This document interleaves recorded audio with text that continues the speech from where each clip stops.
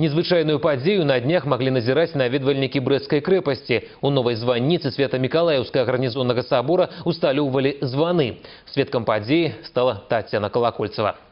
Дагэтуль у Свято-Миколаевскім гарнізонным саборы гучалі гэтыя званы, падораныя украінскім урадам, прадстаўнікамі расійскай дэлегацыі і беларускай чыгункі. Сёння ж калакольны звон храма, пэўна, будуць адчуваць не толькі на тэрыторыі Брэсцкай крэпасці, але і па другі бок мяжы. У новай званіцы заспяваюць яшчэ 10 званоў, якія падарылі царкве беларускія і расійскія спортсмены-борцы. И то, что какие-то люди осознают по-другому свою личную жизнь, оценивают свою душу, свои поступки, задумываются где-то, может, серьезней, глубже о истории. З'яўленне званоў – гэта яшчэ адна старонка ў складанай гісторыі гарнізоннага храма. Пабудаваны ў 1876 годзе, ён перажыў 2 вайны. Напярэдадні Першай сусветнай упрыгожванне царквы і званы былі вывезены ў Расію. К сожалению, до сих пор неизвестна судьба всех этих предметов.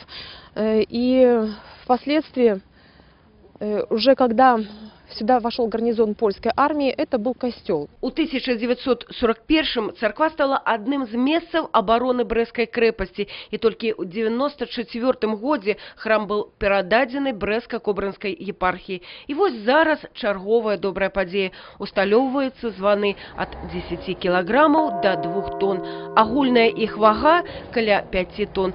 Гэты комплект, гавораць спецыялісты, адзін з самых вялікіх на беларускай зямлі.